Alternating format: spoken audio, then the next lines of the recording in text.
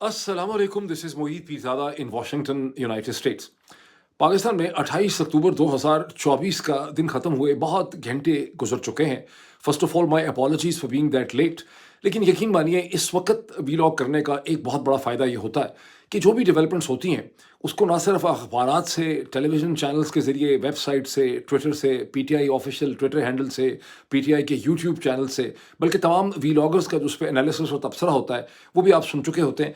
वो जो मोमेंट है ना कि ए भी होया, ये भी हुआ, ये भी हुआ, ये भी हुआ, ये भी हुआ था, ये भी हुआ था, वो मोमेंट गुज़र चुका होता है। इस वक़्त आप डॉट कनेक्टिंग कर सकते हैं और इन हालात, वाक़यात, इवेंट्स और डेवलपमेंट्स की डॉट कनेक्टिंग करके इनकी आप तशरीह कर सकते हैं, इंटरप्रेट कर सकते हैं कि इनकी अहमियत और सिग्निफिकेंस क्या है और इन हेडलाइंस के पीछे क्या चीज़ छुपी हुई है। जब कोई कुछ कह रहा है, जैसे सुप्रीम कोर्ट की फुल कोर्ट की मीटिंग में क्या हुआ, उसकी क्या सिग्निफिकेंस है। लेकिन सबसे पहले मैं थोड़ा-सा एक लिस्ट कर दूँ कि चीदा-चीदा डेवलपमेंट्स हैं क्या?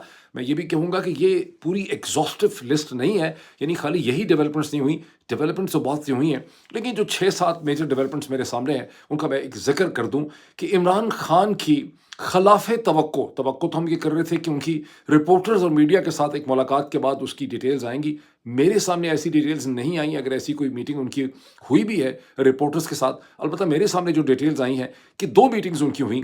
एक उनकी अपनी बहन हमशीरा जनाब अलीमा खान साहिबा से मीटिंग हुई, जिसमें उन्होंने इमरान खान की कैफ़ियत भी डिस्क्राइब की, एक पैगाम भी कौम को दिया।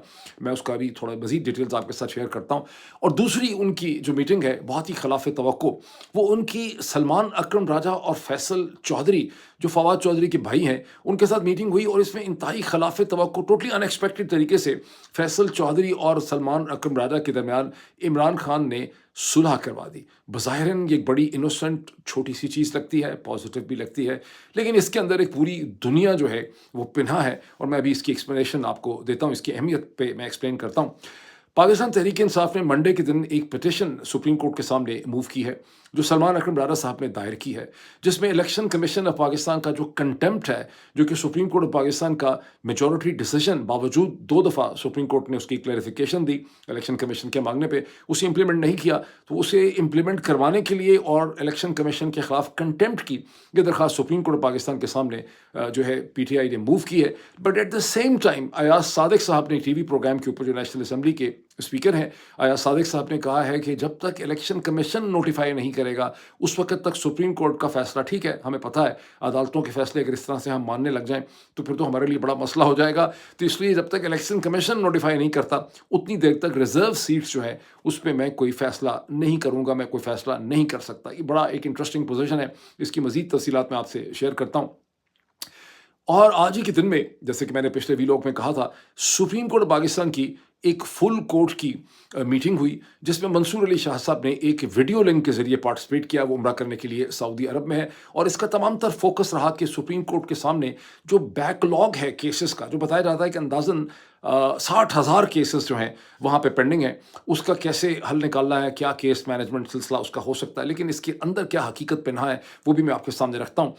फिर ये देखिए कि अता तारड़ साहब ने, जो इन्फॉर्मेशन मिनिस्टर हैं, उन्होंने एक बड़ी इंटरेस्टिंग किस्म की टीवी टॉक की, जिसमें उन्होंने कहा कि 27वीं अमेंडमेंट के ऊपर कोई ड्राफ्ट नहीं है, कोई डिस्कशन नहीं हुई। अलबत्ता खुर्शीद शाह साहब जो हैं, जो पाकिस्तान पीपल्स पार्टी के लीडर हैं, जो इससे पहले लीडर ऑफ द ऑपोजिशन रह चुके हैं पार्लियामेंट के अंदर, नेशनल असेंबली में, वो एक लीगल रिफॉर्म्स की कमेटी जो है उसके ऊपर काम कर रहे हैं और उन्होंने ये भी कहा कि हमें जजेस की कमेटी में कौन शिरकत करता है उससे कोई फ़र्क नहीं पड़ता। ताहम पाकिस्तान तहरीक इंसाफ 26th अमेंडमेंट का हिस्सा थी, वो तो बाद में उससे अलग हो गई। बड़ी इंटरेस्टिंग बातें उन्होंने की हैं।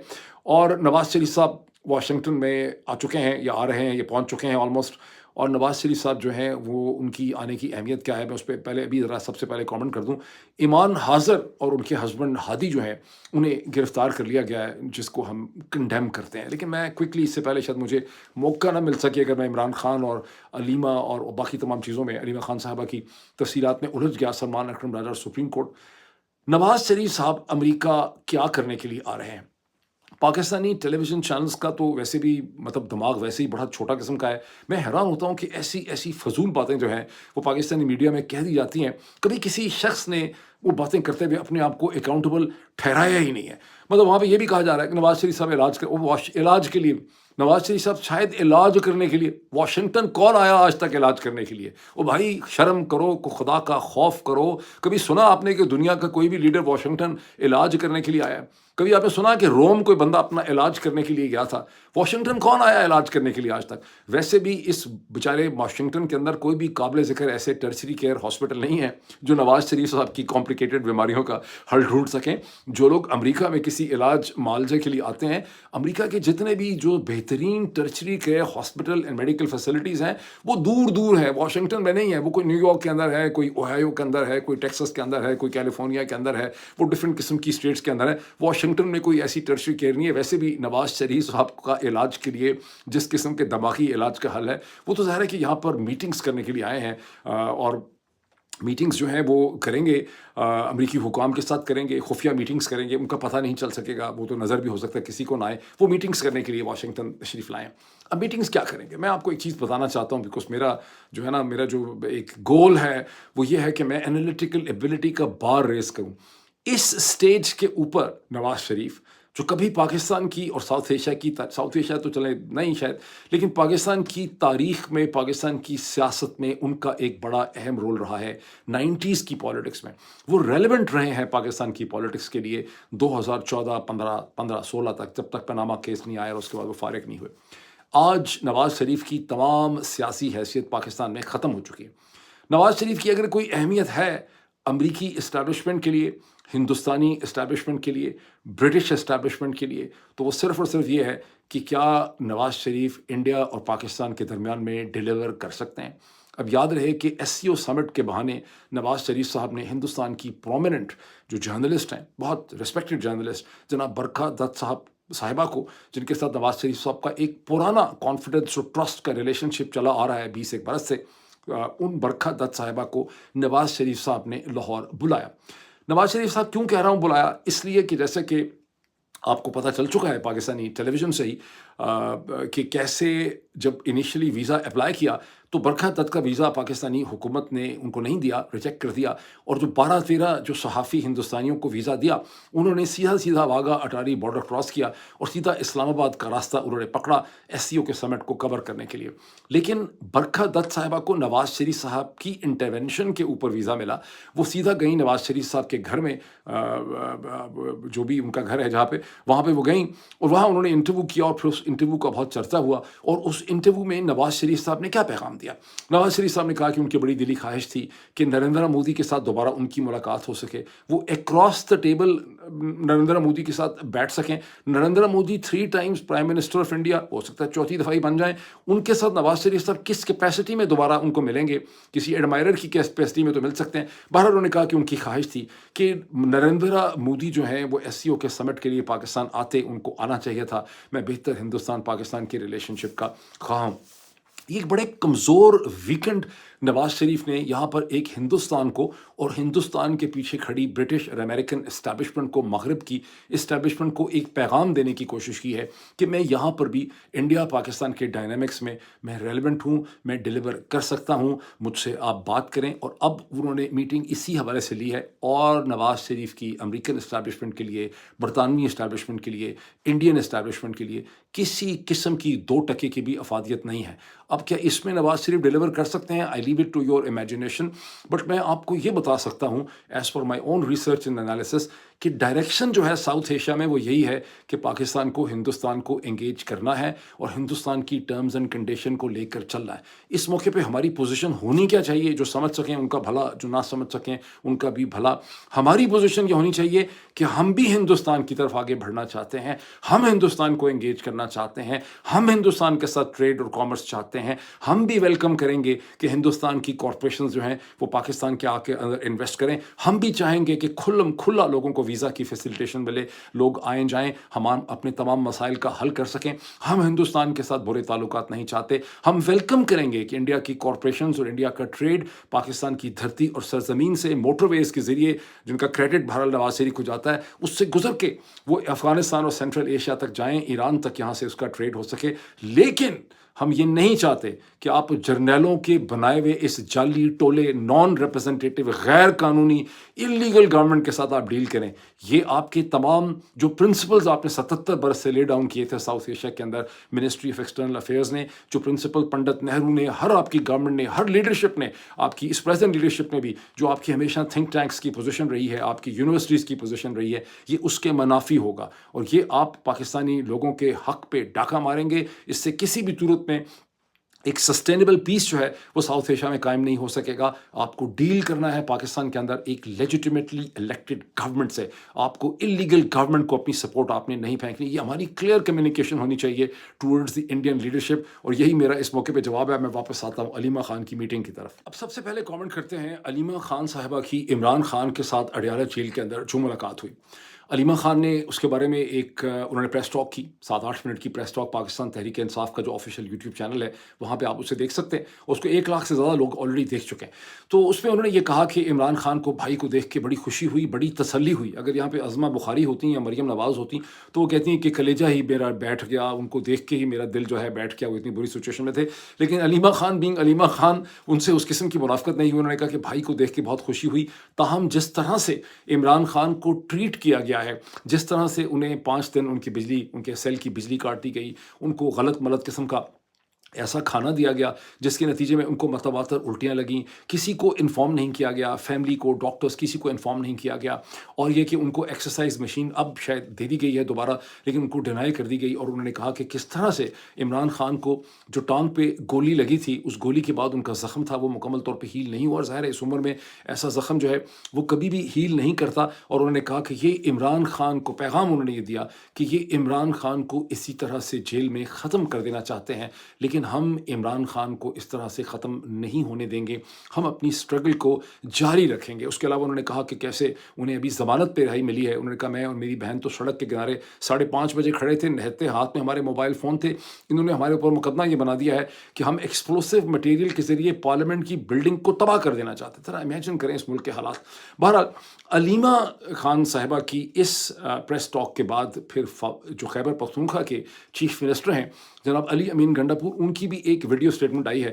انہوں نے کہا ہے اس ویڈیو اسٹیٹمنٹ میں کیا کہا ہے ذرا غور کریں. انہوں نے یہ کہا ہے کہ اگر عمران خان کے میلز, کھانے اور ان کی جو فیسلٹیز ہیں ان کو پراپر طریقے سے بحال نہ کیا گیا تو ہم ایک ملک گیر موومنٹ لانچ کریں گے اور ہم اسے برداشت نہیں کریں گے اور تمام لوگوں کی اکاؤنٹیبلٹی ہوگی. اب اپنے آپ سے سوال پوچھیں, اس سٹیج کے اوپر علی امین گنڈاپور کی اس قسم کی سٹیٹمنٹس کو آپ میں سے کتنے لوگ جو ہے وہ بہت زیادہ سیریسلی لیتے ہیں؟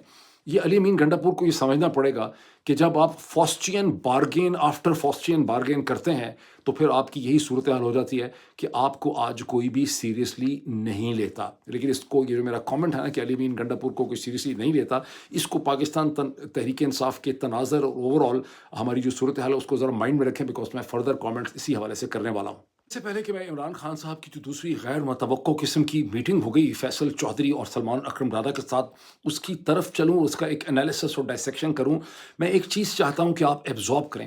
مدتوں پہلے میرا خیال ابھی میں کالج میں تھا یا کالج میں تھا تو میں نے ہنری کسنجر کی 2 کتابیں پڑھیں. کتابیں تو ہنری کسنجر صاحب نے بہت سی لکھی تھیں, لیکن 2 کتابیں میں نے پڑھیں کور ٹو کور.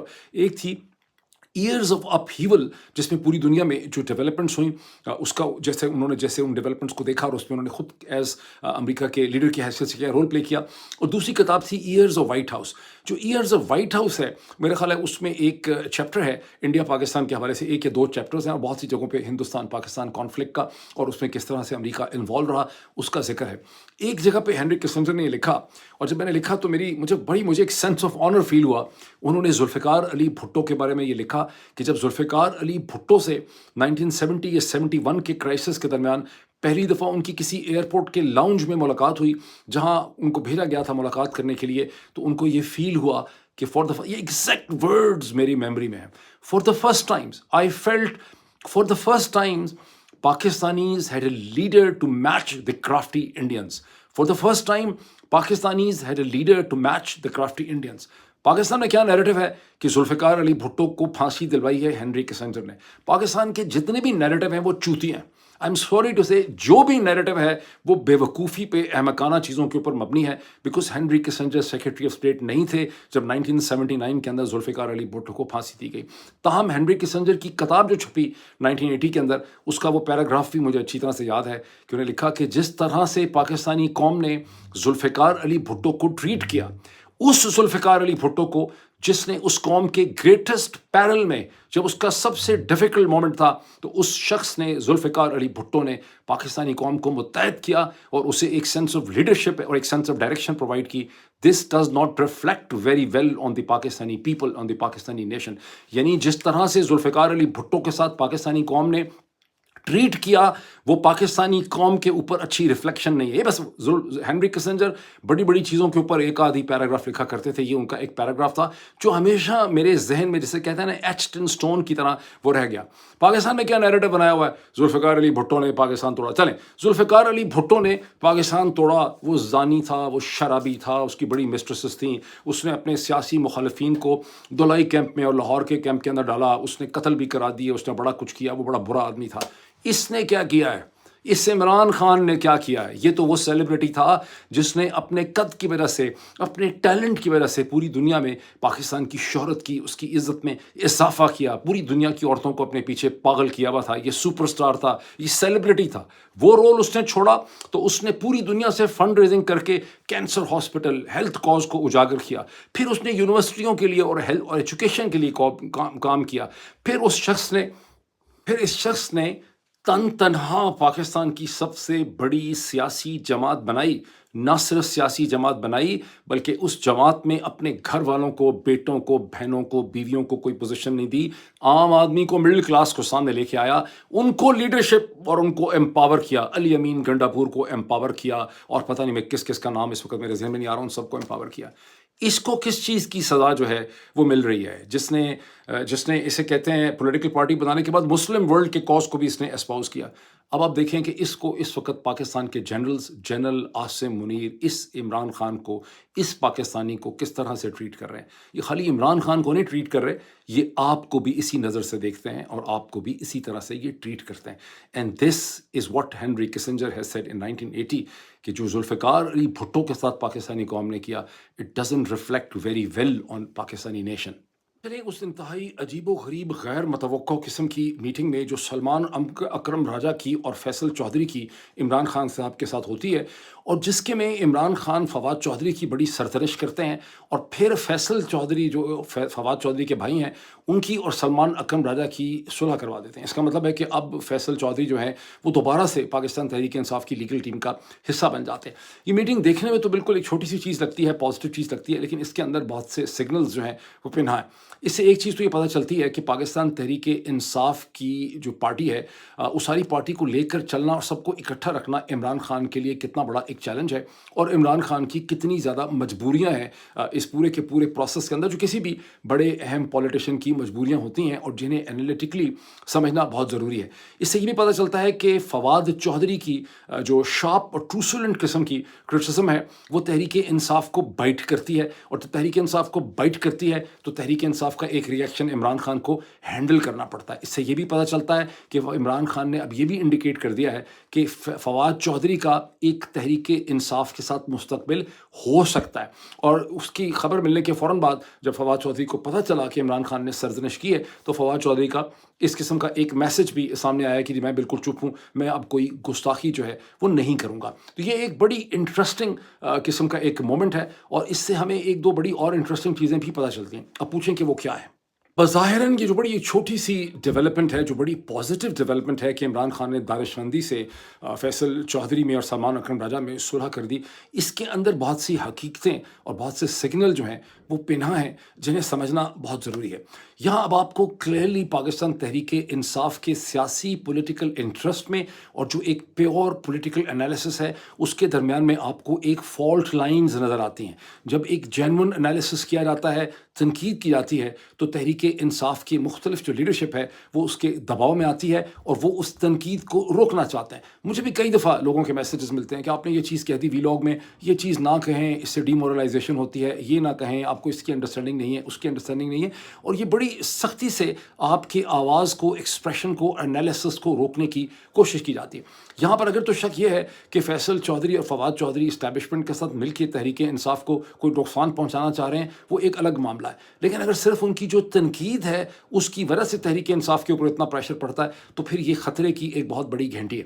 بیکاز جو پولیٹیکل اینالسٹ ہیں اور جو پوری دنیا میں پھیلے ہوئے خود تحریک انصاف کے اپنے سپورٹرز ہیں, وہ علی امین گھنٹاپور پہ کرٹیسائز کرنا, مروت پہ کرٹیسائز کرنا, ڈاکٹر زرکا پہ کرٹیسائز کرنا, زین قریشی پہ کرٹیسائز کرنا یا کسی اور کے اوپر کرٹیسائز کرنا جو ہے وہ مسلسل کرٹیسائز کر رہے ہیں. اور اس کرٹیسزم کے ذریعے وہ ایک فیڈ بیک اور ایک سینس آف ڈائریکشن جو ہے وہ پاکستان تحریک انصاف کو پرووائڈ کر رہے ہیں. اور اسی لیے یہ جماعت ایک ڈینسٹک پالیٹکس نہیں ہے, یہ ایک خاندان کا فیفڈم نہیں ہے, یہ پی ایم ایل این نہیں ہے, یہ پی پی پی نہیں ہے, بلکہ یہ مڈل کلاس کے لوگوں کی ایک جماعت ہے. اگر یہ جماعت کرٹیسزم سے اتنی ہی ڈرتی رہے گی تو پھر اس کو بھائی لوگ جو دیکھ رہے ہیں اسٹیبلشمنٹ کے, ان کو اس میں سے یہ سگنل ملے گا کہ آپ تحریک انصاف کے ساتھ ڈیل کر کے ان کو یہ بھی کہہ سکتے ہیں کہ اس کے جو سپورٹ بیسس ہیں امریکہ کے اندر, کینیڈا میں, برطانیہ میں, ان کو آپ ڈسون کر دیں. یہ بھی ایک پولیٹیکل ڈیل ہو سکتی ہے کل کو. مجھے تو ذاتی طور پہ اس کی کوئی پرواہ نہیں ہے, لیکن اور بہت سے لوگوں کو بڑا نقصان ہو سکتا ہے, بیکاز ان کو بڑی امیدیں ہیں کہ ان کو شاید کوئی رول ملے گا. ہمیں تو کوئی رول چاہیے نہیں, لیکن میں انالیسس آپ کو اس لیے بتا رہا ہوں کہ یہ جو انالیسس ہے اس کو ذہن میں رکھیں. آپ کا جو ہدف ہے اور آپ کا جو گول ہے, خاص کر کے پاکستانی امریکنز کو, کینیڈینز کو کہہ رہا ہوں, برٹشرز کو کہہ رہا ہوں, آپ کی سٹرگل ہے بہتر پاکستان کے لیے. آپ کی سٹرگل پاکستان تحریک انصاف کے لیے نہیں ہو سکتی. آپ کی سٹرگل ہے ایک جمہوری democratic rule of law Pakistan کے لیے, آپ کی اس کے بہتر مستقبل کے لیے آپ کی سٹرگل ہے. اور نہ ہی آپ کا conflict arm forces of Pakistan کے ساتھ ہے. یس, غصے میں ظاہر ہے فوج اسٹیبلشمنٹ ہی نکلتا ہے. جھگڑا ہے اس ایلیٹ کیپچر کے ساتھ, اس کو ایبزارب کرنا مشکل ہے. جھگڑا ہے اس ایلیٹ کیپچر کے ساتھ, اس ذاتی مفاد کے ساتھ جس نے پاکستان کے انسٹیٹیوشنز کو, جوڈیشری کو, پولیس کو, ای سی پی کو, نادرا کو اور اسی طرح سے آرم فورسز آف پاکستان کی لیڈرشپ کو اپنے مفادات کے اندر جکڑ لیا ہے. جھگڑا آرم فورسز آف پاکستان کے ساتھ نہیں ہے. اب میں چلتا ہوں ایک اور ڈیولپمنٹ کی طرف. میں آپ کے سامنے 4 ایسی ڈیولپمنٹس رکھتا ہوں جو سب ایک دوسرے سے جڑی ہوئی ہیں. پاکستان تحریک انصاف نے, سلمان اکرم راجہ نے ایک پٹیشن ڈالی ہے سپریم کورٹ پاکستان میں منڈے کے دن میں, جس میں کہا گیا ہے کہ الیکشن کمیشن آف پاکستان نے سپریم کورٹ کا میجورٹی ڈیسیجن امپلیمنٹ نہیں کیا 12 جولائی کا, جبکہ کلیریفیکیشنز 2 دفعہ دی گئی ہیں اور ریزرو سیٹس بھی مانگی ہیں اور الیکشن کمیشن کے خلاف کنٹیمپٹ کی یہ پٹیشن بھی موو کی ہے. دوسری طرف آج ہی کے دن میں ایاز صادق صاحب نے ایک نجی پرائیویٹ ٹیلی ویژن چینل میں بڑی ڈیٹیل سے ڈسکشن میں پارٹیسپیٹ کرتے ہوئے انہوں نے یہ پوزیشن اختیار کی ہے کہ سپریم کورٹ یا عدالتوں کے فیصلے ضرور ان کے سامنے ہیں, لیکن وہ اسے نہیں مان سکتے, بیکاز ریزرو سیٹ کے معاملہ تو وہ صرف اس پہ تبھی موو کریں گے جب الیکشن کمیشن آف پاکستان اس حوالے سے نوٹیفیکیشن کرے گا. اور انہوں نے کہا کہ سپریم کورٹ کا فیصلہ ہے ہی غلط, بیکاز سپریم کورٹ پاکستان کو سوچنا چاہیے کہ پارلیمنٹ سپریم ہے اور پارلیمنٹ جو ہے وہ الیکشن ایکٹ 2017 کو 2024 میں ایمنڈ کر چکی بھی ہے. اور اگر سپریم کورٹ یہ کہتی ہے کہ بیک ڈیٹڈ فیصلہ ہے تو پھر سپریم کورٹ کے اپنے بھی بہت سے فیصلے جو ہیں وہ بیک ڈیٹڈ ہیں. اس کا مطلب ہے کہ ایاز صادق صاحب نے ٹوٹل یعنی بالکل ہی مطلب کھلی انہوں نے من مانی کر کے اس کو ماننے سے انہوں نے انکار کر دیا. اس کے ساتھ ہی عطا تارڑ صاحب کی ایک پریس میڈیا میں ہی ٹاک ہے, ٹی وی میں, انفارمیشن منسٹر جو ہیں, اور عطا تارڑ صاحب کا یہ کہنا ہے کہ 27th امینڈمنٹ پہ کوئی بھی کام نہیں ہو رہا. جو میٹنگ ہوئی تھی شہباز شریف کے اور بلاول کے درمیان میں, اس میں کوئی بھی ایسا ڈرافٹ جو ہے اس پہ ڈسکشن نہیں ہوئی ہے, یہ صرف افواہیں ہیں. یاد رہے کہ ڈان نے بہت ہی وثوق ذرائع سے یہ دعویٰ کیا تھا اور یہ ان رائٹنگ ہے کہ ان کو خبر ملی ہے کہ 27th امینڈمنٹ جو ہے, جس میں لوکل گورنمنٹ کے حوالے سے جو ایم کیو ایم پاکستان کا مطالبہ ہے اس کے حوالے سے بھی پیش رفت ہوئی ہے, ڈسکشن ہوئی ہے. پلس یہ ہے کہ جو چیزیں لیفٹ اوور ہیں 26 امینڈمنٹ میں, جو اسٹیبلشمنٹ کی بہت سی ڈیمانڈز ہیں, اس کے حوالے سے بھی ڈسکشن ہوئی ہے. لیکن اب عطا تارڑ صاحب کہہ رہے ہیں کہ نہیں, اس پہ کوئی کام نہیں ہوا. البتہ انہوں نے یہ مانا ہے کہ خورشید شاہ صاحب جو ہیں پاکستان پیپلز پارٹی کے جو لیڈر ہیں, وہ لیگل ریفارمز کے ایک ایجنڈا کے اوپر ایک کمیٹی ہے, پارلیمانی کمیٹی, اس کو ہیڈ کر رہے ہیں اور اس کے حوالے سے وہ کام کر رہے ہیں. ساتھ ہی عطا تارڑ صاحب نے کہا کہ یہ جو کمیٹی ہے ججز کی, جس میں منصور شاہ صاحب کے ساتھ منیب اختر بھی ہے, اس پہ ہمیں کسی قسم کا کوئی اعتراض نہیں ہے. مطلب ان کا کہنا ہے کہ ہمارے جو کیسز ہیں پولیٹیکل, وہ سارے کے سارے تو کانسٹیٹیوشنل بینچ کے سامنے جائیں گے. تاہم انہوں نے بڑی انٹرسٹنگ اور چبھتی ہوئی بات کی. انہوں نے کہا کہ یہ تو Tehreek Insaf political point scoring कर रही है 26 अमेंडमेंट के खिलाफ पोजीशन लेकर, ये ऐसे ही हवा हवा में बातें हैं। बिकॉज तहरीक इंसाफ तो 26 अमेंडमेंट के प्रोसेस का हिस्सा थी, उस पर बहस करती रही, आखिर में उनके डिफरेंसेस हो गए, वो अलग हो गए। अब आपको मेरे पिछले वीलॉग याद होंगे जब मैंने ये कहा था कि कैसे मौलाना फजल रहमान ने रजीम के साथ मिल के तहरीक इंसाफ को इस गली के अंदर वो ले गए। यहाँ ये भी देखिए कि कैसे जब आप पॉलिटिक्स में होते हैं तो आप कितने ही इंटेलिजेंट क्यों ना हो, बिकॉज सलमान अकरम से ज़्यादा रेजर शार्प तो कोई माइंड हो नहीं सकता पाकिस्तानी, लेकिन पॉलिटिक्स की बड़ी मजबूरियां और लिमिटेशंस होती हैं। कैसे सलमान अकरम बराज साहब मुसलसल जो है मौलाना फजल रहमान की कंडक्ट की तारीफ़ करते रहे, और अभी भी चूँकि पॉलिटिक्स की डिमांड है वो उनके कंडक्ट के ऊपर एक भी क्रिटिसिज्म नहीं कर सकते। यहाँ से ये भी ज़हन में आपको रखना चाहिए कि political analysis and political interest जो है वो दो टोटली डिफरेंट किस्म की चीज़ें हैं। लेकिन क्या चीज़ें आपस में जुड़ी हुई हैं, इसके साथ चौथी चीज़ डालें तो अचानक सारी पिक्चर आपकी क्लियर हो जाएगी। जैसे ही वो एक आप जाते हैं ना ऑप्टिशियन के पास, जो आपका ऑप्थल्मोलॉजिस्ट होता है, तो आखिरी लेंस लगाता है तो एकदम ठा करके सारी चीज़ें आपको क्लियर होती हैं। आप कहते हैं हाँ ये ABCD लिखा हुआ है लाइन के अंदर। सुप्रीम कोर्ट की जो फुल मीटिंग हुई, वो क्या मीटिंग हुई, कई घंटे ये इजलास चला, जिसमें मंसूर अली शाह साहब जो हैं उन्होंने एक वीडियो लिंक के जरिए सऊदी अरब से उन्होंने इसमें पार्टिसिपेट किया। सारा फोकस जो है सुप्रीम कोर्ट की फुल मीटिंग का वो इस चीज़ पर रहा कि सुप्रीम कोर्ट के सामने एक बहुत बड़ा केसेस का बैकलॉग है, और वहाँ पर जो तंजीला असलम साहिबा जो रजिस्ट्रार हैं सुप्रीम कोर्ट की, उन्होंने एक प्रेजेंटेशन की और ये बताया कि तकरीबन 59,000 से ज़्यादा, कह लें कि 60,000 केसेस जो है वो सुप्रीम कोर्ट में ज़ेर इल्तवा हैं और पेंडिंग है। और अच्छा ज़ाहिर है कि बहुत बड़ा फिगर है, उसमें एक धचका सा आपको लगता है, लेकिन इसकी अहमियत क्या है मैं भी थोड़ा सा इसमें मज़ीद भी कमेंट करता हूँ। और वहाँ पर बाकायदा बात हुई कि मंसूर अली शाह साहब ने कहा कि उन्होंने एक केस मैनेजमेंट सिस्टम जो है वो बना रखा है, जिसमें फिर उन्होंने बताया कि कैसे केसेस, कुछ केसेस को 1 महीने में, कुछ को 3 महीने में, कुछ को 6 महीने में डिस्पोज ऑफ किया जा सकता है। फिर वहाँ पर जो चीफ जस्टिस हैं नए याहिया आफरीदी साहब, उन्होंने तमाम जजेस की इंटेलिजेंट इनसाइट्स का उन्होंने बहुत ज़्यादा शुक्रिया अदा किया, और फिर ये फैसला हुआ कि छोटे छोटे बेंचेस बनाए जाएंगे 2 और 3 के, जो बहुत से क्रिमिनल और सिविल मैटर्स के केसेस को तेज़ी से डिस्पोज ऑफ करेंगे। आपने अगर मेरी स्माइल देखी है तो स्माइल का मतलब क्या है? इसका मतलब यह है कि जस्टिस याहिया आफरीदी और शरीफ जरदारी और आसिम माफिया और रजीम ने मिलके अब सुप्रीम कोर्ट ऑफ पाकिस्तान को एक सेशन कोर्ट में, एक छोटी जो डिस्ट्रिक्ट कोर्ट होती है जिसने बेसिकली सिविल और क्रिमिनल मैटर सुनने होते हैं, उसमें कन्वर्ट कर दिया है। अब ये सुप्रीम कोर्ट ऑफ पाकिस्तान बची नहीं है। आई डोंट नो कि जो राइटली गाइडेड हमारे 8 जज साहिबान हैं, जो मेजॉरिटी जजेस हैं, मंसूर अली शाह है, अतर मिनल्ला है, आयशा मलिक हैं, रिजवी साहब हैं, मुनीब अख्तर हैं, ये अब इस पूरी सूरत हाल को कैसे इंटेलिजेंटली रिस्पॉन्ड करेंगे भी कि नहीं करेंगे, किस तरह से करेंगे, क्या इसका रास्ता निकालेंगे। आई एम श्योर कि इनकी रूह भी फड़क रही होगी, वो देख रहे होंगे कि सुप्रीम कोर्ट पाकिस्तान को एक डिस्ट्रिक्ट कोर्ट के अंदर बदल दिया गया है, जो सिविल और क्रिमिनल किस्म के मैटर्स को सुनेगी, यानी सुप्रीम कोर्ट पाकिस्तान। और ये जो सलमान अकरम राजा साहब ने पिटीशन डाली है इलेक्शन कमीशन के खिलाफ, ये तो चली जाएगी उस कॉन्स्टिट्यूशनल बेंच के सामने, जिसकी अभी भी तश्कील की कोई क्लैरिटी नहीं है कि उसका प्रिजाइडिंग ऑफिसर कौन होगा। सुन तो हम रहे हैं बहुत देर से कि जनाब जस्टिस अमीनुद्दीन खान उसके होंगे। इसका मतलब है कि अगर जस्टिस अमीनुद्दीन खान उसके प्रिजाइडिंग ऑफिसर होंगे तो सलमान अकरम राजा अपने तमाम तर इंटेलिजेंस और जीनियस और ज़बरदस्त आर्गूमेंट्स के साथ एक दीवार के साथ जो है वो जाके उसके सामने अपने दलाइल दे रहे होंगे, उसका कोई नतीजा जो है वो नहीं निकल सकेगा। अच्छा, वहाँ कन्फ्यूजन क्या है कॉन्स्टिट्यूशनल बेंच की? वहाँ कन्फ्यूजन ये है कि वो कह रहे हैं कि जो कॉन्ट्रोवर्शियल जजेस हैं, जैसे यानी मंसूर अली शाह साहब कॉन्ट्रोवर्शियल है, अतर बिरला कॉन्ट्रोवर्शियल है, मुनीब अख्तर कॉन्ट्रोवर्शियल है, आयशा मलिक कॉन्ट्रोवर्शियल है, रिजवी साहब कॉन्ट्रोवर्शियल है, तो ये सारे के सारे जो कॉन्ट्रोवर्शियल जजेस हैं इनको नहीं लगना चाहिए कॉन्स्टिट्यूशनल कोर्ट पे। और जो दूसरे नॉन कॉन्ट्रोवर्शियल हैं, जैसे खुद चीफ जस्टिस नॉन कॉन्ट्रोवर्शियल है हुकूमत की निगाह में, इनको भी नहीं लगना चाहिए, बिकॉज ये लगेंगे तो कॉन्ट्रोवर्शियल हो जाएंगे। इसमें वो क्या कह रहे हैं मैं बताता हूँ क्या कह रहे हैं। वो कह रहे हैं कि सारे जज हमें बाहर से अपने PMLN के और PPP के जो वर्कर्स हैं, जो रिटायर्ड जज हैं, ये वकील शकील हैं, उनको हमें लाकर यहाँ पे कॉन्स्टिट्यूशनल बेंच में बिठाना होगा। आप मरीम नवाज को लाके बिठा दें, DG ISPR को लाके बिठा दें, समथिंग लाइक दैट। तो वो ये बेसिकली प्लानिंग कर रहे हैं। तो ये एक आपको इसकी एक हकीकत जो है वो समझ आती है। चंद जुमले और कह दूं तो ये चारों चीज़ें जुड़ के आपके सामने आ जाएंगी। जब अता तारड़ साहब ने टीवी प्रोग्राम के अंदर अपने कमेंट्स किए तो उन्होंने 26th कॉन्स्टिट्यूशनल अमेंडमेंट को डिफेंड करते हुए कहा कि ये 2006 का जो हमारा चार्टर ऑफ डेमोक्रेसी का एग्रीमेंट था, ये उसके ऊपर हमने पेशरफ्त की। ज़रा इस जोक को देखें کہ 18 برس اس کے گزر گئے, 18 برس میں انہی کی بائی اینڈ لارج حکومتیں رہیں, لیکن ہم نے اس پہ پروگرس کی. لیکن انہوں نے ایک اور بھی بڑی انٹرسٹنگ بات کی. انہوں نے کہا کہ چونکہ کورٹس میں بڑا بیک لاگ تھا, پریشر بہت تھا, تو ہم کانسٹیٹیوشنل امینڈمنٹ کے ذریعے ہم عدالتی نظام اور انصاف کی جو ڈسپوزل ہے, اس کی جو اس کی ڈسبرسمنٹ ہے, اس کے حصول کو ہم زیادہ ایفیشینٹ بنا رہے ہیں. یہی چیز چیف جسٹس یحییٰ آفریدی کر کے دکھانے کی کوشش کر رہے ہیں, اور سپریم کورٹ کو سارا ایک ایفیشینٹ ڈلیوری سسٹم کے اندر بدلا جا رہا ہے. اور اس کا وہ جو رول تھا کہ اس نے پاکستان کے لوگوں کی جو سینس آف ڈائریکشن اور فیوچر ہے, اس کے جو آئینی مسئلے ہیں, اس کے جو پولیٹیکل ایشوز ہیں, وہاں پر انہوں نے ڈائریکشن دینی ہے, اس چیز کو اس سے چھین لیا گیا ہے. اور آپ کے جو نیشنل اسمبلی کے اسپیکر ہیں ایاز صادق صاحب, وہ یہ کہہ رہے ہیں کہ سپریم کورٹ کی کانسٹیٹیوشن کی تشریح جو ہے وہ غلط ہے. یعنی اب اسپیکر کو پتہ ہے کہ سپریم کورٹ کی تشریح غلط ہے, لیکن سپریم کورٹ جو بنی ہی تھی اس لیے کہ اس نے کانسٹیٹیوشنل ایشوز کی تشریح کرنی تھی سسٹم میں, اس کے اس رول کو ختم کر دیا گیا. اچھا, اب ظاہر ہے کہ یہ بڑی ایموشنل بات لگتی ہے, دل کو لگتی ہے کہ یار 60,000 کیسز یہاں پہ پینڈنگ ہے, تو آخر ہے کیا معاملہ.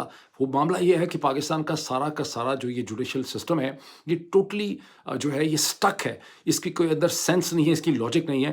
امریکہ میں اب آپ دیکھیں کہ پاکستان کی سپریم کورٹ اگر بزنس میٹرز بھی کہہ رہے ہیں, بزنس میٹرز سول میٹرز سنے گی, پاکستان میں پتہ نہیں 5-10 ہزار ٹوٹل کمپنیاں یا بزنسز ہوں گے جو پراپر رجسٹرڈ ہوں گے, جن کا کوئی سائز ہوگا. امریکہ میں 33 ملین سے زیادہ رجسٹرڈ بزنسز ہیں, اور اس میں سے تقریباً 2,500 ایسے ہیں جو 5,000 سے زیادہ لوگوں کو امپلائی کرتے ہیں, اور اس کی اکانومی $24 ٹریلین کی ہے. یہاں کے بہت زیادہ بزنس میٹرز جو ہیں وہ نیچے عدالتوں میں سیٹل ہو جاتے ہیں. وہ supreme court of United States تک قتل کے اور بزنس کے کرمنل میٹرز جو ہیں وہ بہت ہی کم خواہ ہی کوئی میٹرز وہاں پہنچتے ہیں. اور امریکہ کی سپریم کورٹ کے ججز کی تعداد ہے 9. پاکستان میں کبھی 13, 14, 15, 16, 17 ہوتی ہے. مسئلہ یہ نہیں ہے, مسئلہ یہ ہے کہ آپ کو سسٹم کو اس طرح سے ریوائز کرنا ہے کہ ہر قسم کا case supreme court of Pakistan تک نہ جا سکے, نیچے آپ اس کو ریلیف دے سکیں. اس کے علاوہ آپ کو ہائی کورٹس پہ پریشر کرنے کے لیے کرنا ہے کہ آپ کو الٹرنیٹ ڈسپیوٹ ریزولوشن جو ہے وہ لے کے جانا ہے, تاکہ لوگوں کو ڈسکریج کیا جائے کہ ہر مقدمہ وہ اپنا لے کر جو ہے وہ عدالت تک نہ جائیں, بلکہ پنچایت سے گلی محلے کے اندر اس قسم کی ڈسپیوٹ الٹرنیٹ ڈسپیوٹ ریزولوشن کے میکینزم ان کے سامنے ہونے چاہیے. بہرحال یہ اب تک کی ڈیولپمنٹس ہیں, اس پہ میرا انالیسس ہے, پھر آپ سے ملاقات ہوتی ہے. Thank you.